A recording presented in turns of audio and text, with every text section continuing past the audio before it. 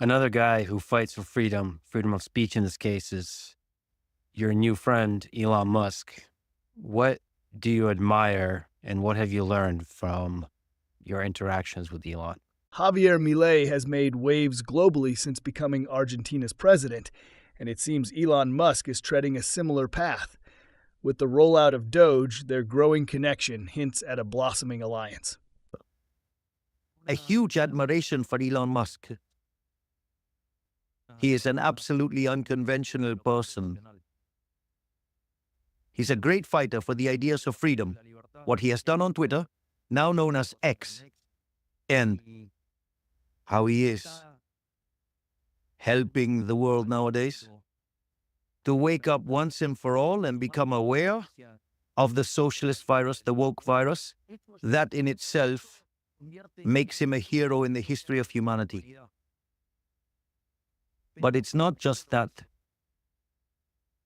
One of the things that happened to me is that when I went to first talk to him, I thought I was going to meet a successful businessman and that I would have a typical successful businessman conversation who understands business, and that some of his business slightly more exotic. But that's the kind of talk you would expect to have. And business people are truly admirable, right? Because they are true benefactors of society. But they're usually very much focused on their own business. And one of the things that really, really shocked me when I met Elon Musk, we had scheduled a meeting for no more than 50 minutes. The first time we were in the meeting, for a little over 45 minutes because he was about to miss his flight. So obviously, if someone as important as him doesn't fly as planned, it has to be rescheduled, and he loses a lot of hours. It's not every day you meet someone who shifts your perception of success.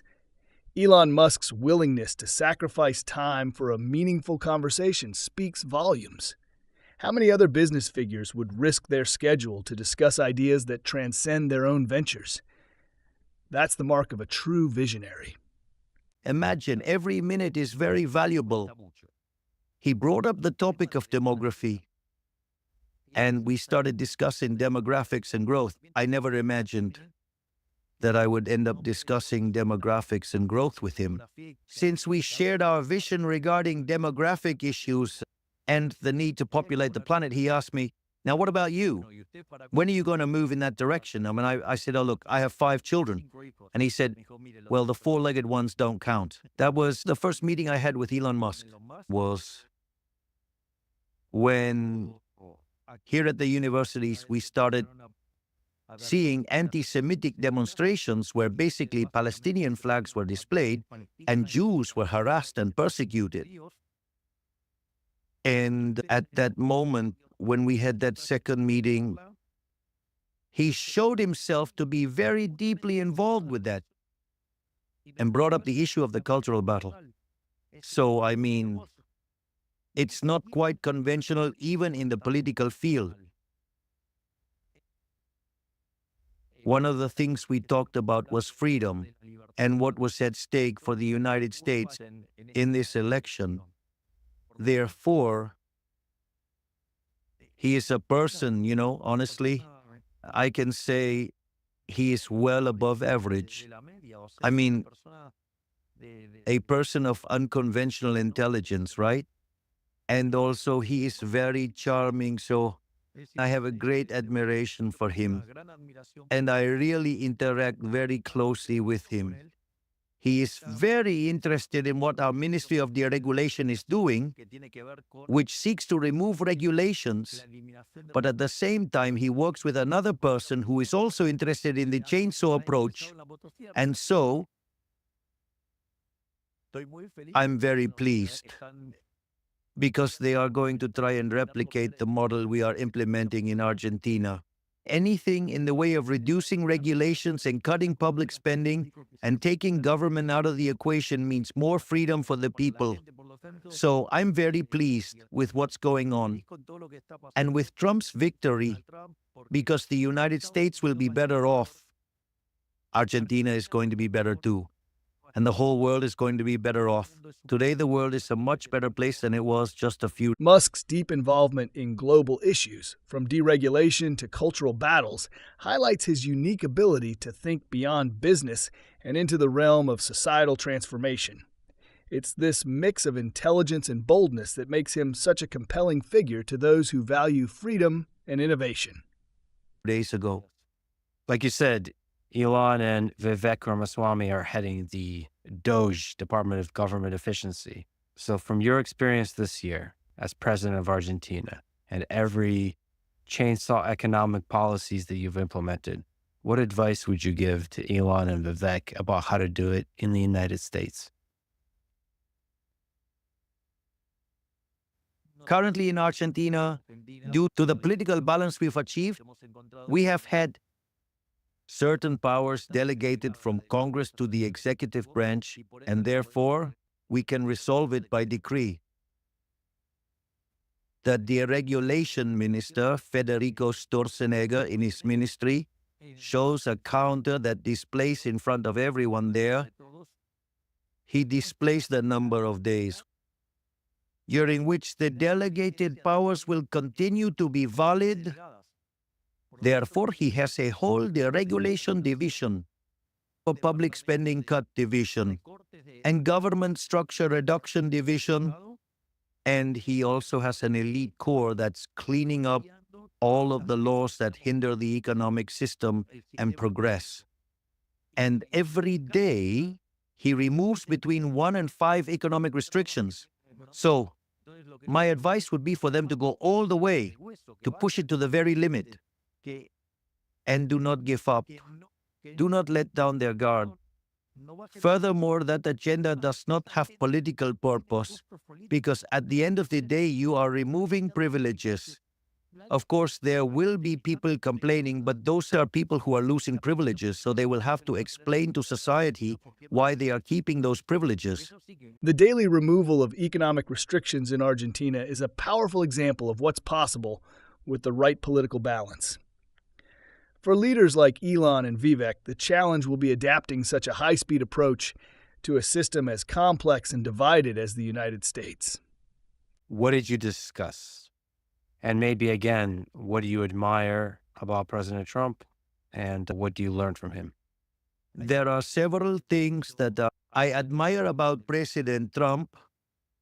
The first is that he probably provided ample proof of this in his first presidency. He understands the nature of the cultural battle. He has openly confronted socialism. His speeches openly target socialism. He perfectly understands the woke virus, and that is of great value because it means understanding what it's all about. Another thing I truly admire about him is his courage. In fact, thankfully, he didn't get assassinated or killed. But it was by a small chance occurrence that could have killed him, just because he moved at the right moment. And yet that didn't intimidate him, and he went on. And in fact, during his first campaign, and in this one as well, in the second one and third one, they criticized him, insulted him, offended him, said awful things about him, made up all sorts of horrible stories about him. In that respect, I can say I deeply relate because probably no one in our history has had such a negative campaign from all the media like they did to me. But let's say they were quite similar. This is why it's so interesting, and I was so deeply moved when last night I also got to meet Sylvester Stallone, you know? Because Sylvester Stallone talks about, well, how important is that no matter how hard they hit you and keep on hitting you all the time, despite all that, you keep going on and on and on. What I'm trying to say is that many of Sylvester Stallone's approaches are truly inspirational, don't you think? So imagine I'm about to give the speech and I see Sylvester Stallone, and Sylvester Stallone knows me. It was truly insane. The people were wonderful with me last night. They've been wonderful today. I've taken hundreds of selfies. I would say it's been my break, let me say, after almost a year in office and having to face all sorts of media torture because the journalists who have vested interests and are corrupt are professional torturers.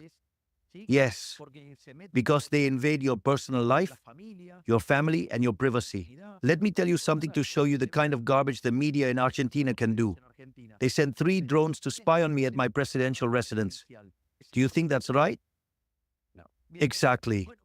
But that kind of thing happens in Argentina, not to mention the many lies and horrible things they say. My father is a man of a really strong character who has had 2 heart surgeries, all right? And one day a journalist was saying all sorts of lies about my father. My father was hospitalized and he almost died of a heart attack. So that kind of thing is what journalism and the press do in Argentina. So they start to attack your private life, your mother, your father, your sister, even my dogs that I absolutely adore. The parallels between Trump's resilience and Milei's own battles are striking. But here's the question. Can leaders like them thrive in a world where media scrutiny and misinformation are at an all-time high, or does this constant pressure forge even stronger resolve? They are the most wonderful beings in the universe. They even target my 4-legged children.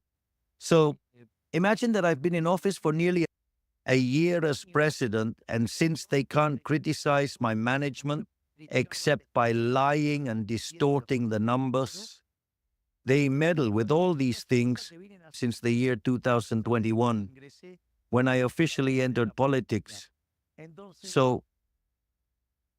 And I've seen what they've done to Trump. So that also makes me relate a lot to him because he's a true warrior. He's a Viking. He's a Viking. He's literally a Viking. I mean, he is someone I admire for how he has kept fighting in the face of adversity, even against all odds. And still he managed to win. Amazing. And I've also seen how he's been unfairly criticized, like when he was accused of protectionism or when he wanted to discuss some matters within the context of public debate regarding the design of monetary policy as regards the Fed. Basically, they have accused him of things any citizen could give their opinion, even more so a president. The media's focus on personal attacks rather than substantive criticism reflects a broader issue in global politics. For leaders like Trump and Milei, staying focused on their vision despite such noise is a testament to their strength. Why is it important to you that Argentina has a close relationship with the United States? Well, to us, that is truly important because we've decided to be geopolitical allies of the United States ever since our campaign. We have decided that our allies will be the United States and Israel because they basically represent the ideas of the Western world. They represent the free world. That is to say, what we would call today a liberal democracy by confronting the autocrats. And in that sense, that is the geopolitical alignment. Moreover, in our campaign, we were very, very clear on 3 main points. 1, the economic pillar. We talked about cutting public spending, and I would make my appearances with a chainsaw. We talked about economic freedom, deregulation, that is, and I talked about a competition of currencies. And people, obviously were interested in the dollar. So it was obvious that the economic policy was clear. Second was our policy on security, the idea being to fight crime, relentlessly, as well as security. No mercy, right? And in fact, in Argentina, there are no more roadblocks, which they said were impossible to end. Not only that, we have strengthened the security forces and also our armed forces, and we are waging a tough battle against drug trafficking and narco-terrorism. Therefore, we are also strongly fulfilling that. Notice that these 2 points, which were the main concerns, they were the biggest concerns of Argentinians when we took office, are now in 5th and 6th place. Today, the problem for Argentinians is corruption, whether there is unemployment, if there is poverty. And besides, a third point that I made clear was that I would align with the United States and Israel internationally. And, at my campaign rallies, there would be groups that would come along with flags of Israel. So it's clear that our international policy approach was always very clear. And this is something I state during my speeches when I talk about the values of the West and the civilization of the West. We are betting on the United States becoming, once again, a leader in the West. We needed someone to come back to make America great again. And that as part of that process, being a commercial ally is also a great idea. So we would really like to move forward and deepen our trade ties and our investment ties. Milei's commitment to strengthening Argentina's security forces and battling crime shows the kind of decisive leadership that resonates with citizens. It's a clear message that security and stability are non-negotiable. Of the NATO as well. Do you think it's still possible? One of the radical ideas you had as you were running for president was to dollarize the Argentine economy. Do you think that's still a good idea? Are you still thinking about that? Let's see. Let's say I talk about currency competition. I'm not strictly talking about dollarization. I'm talking about currency competition and eliminating the central bank. If people later decide to embrace the dollar, that is their choice. Ultimately, in the model I propose, what happens is the formation of a currency basket tailored to the needs of individuals. But I won't avoid the discussion. Today, there is currency competition. If, for instance, today in Argentina, you want to make transactions in any currency, you can do it, and it's allowed. Today, there is currency competition. The first point is that you need to clean up the central bank. We had to deal with the issue of the CIRA, that is the central bank's commercial debt, which was $50 billion. We still have to resolve the dividend problem of $10 billion. And in the meantime, we did a write-off and cleaned up the central bank's balance sheet by $45 billion. So you can't just close the central bank if it is bankrupt, because you need to redeem the whole central bank debt, which is about the issuing of money and the interest-bearing liabilities. So once we've finished with the interest-bearing liabilities, it'll leave us with the monetary base. Therefore, today we have a regime where the amount of money is fixed, the monetary base is not growing, and as demand for money increases, since people can use dollars, they don't need to go and sell the dollars and make the peso appreciate, but they can do transactions in dollars. So as the economy grows, you will have a greater share of dollars relative to pesos. And at some point, the amount of pesos compared to the dollars will be so huge, relatively, that closing down the central bank will be done easily, which means this is working. Of course, if you were to give me the money right now, I would go ahead and dollarize. I'd have no problem with that.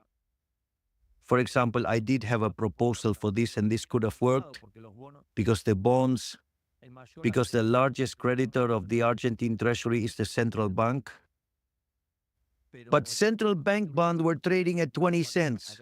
If I had sold those bonds at 20 cents, and nowadays, they are trading between 60 and 70, with the whole bunch of Neanderthals that are the opposition, who besides being ignorant in economics, also have bad intentions. I would be in jail today. Milei's approach to economic reform is bold and unapologetic, driven by a desire to cut through years of inefficiency and corruption. His ideas, from currency competition to eliminating the central bank's grip on Argentina's finances, present a radical shift toward free market principles. While these measures may seem extreme, they reflect a clear vision for a more autonomous and resilient economy, free from the constraints that have held Argentina back. If successful, this could serve as a model for other nations seeking to break free from cycles of economic mismanagement. Milei's journey is a testament to resilience, confronting the tough battles head-on, much like the leaders and figures he admires. The question now is how quickly and effectively he can implement these changes in a world full of challenges and skeptics.